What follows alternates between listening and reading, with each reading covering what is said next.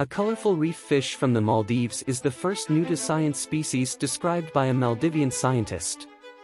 The fish, Cerylabris finifenma, was named by Ahmed Najib, a biologist from the Maldives Marine Research Institute, MRI, after the local word for rose.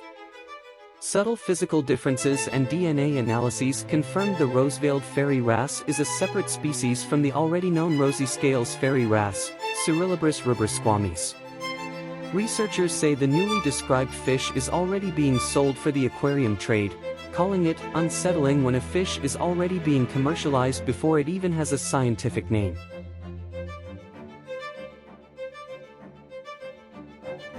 One of the 7 new fish discovered this year was the rose-veiled fairy wrasse, which lives in the Indian Ocean's twilight zone. Known by the scientific name Cerylabris finifenma, the colorful fish was found at depths ranging from 131 to 229 feet, 40 to 70 meters, beneath the ocean's surface off the Maldives.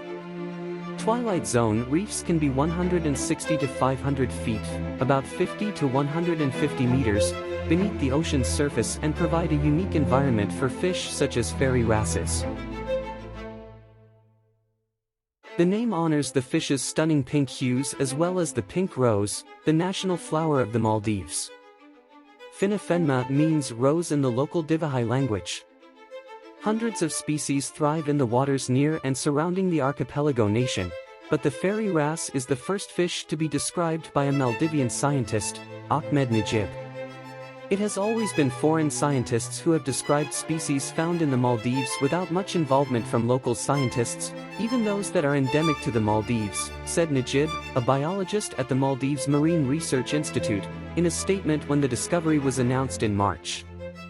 This time it is different, and getting to be part of something for the first time has been really exciting, especially having the opportunity to work alongside top ichthyologists on such an elegant and beautiful species.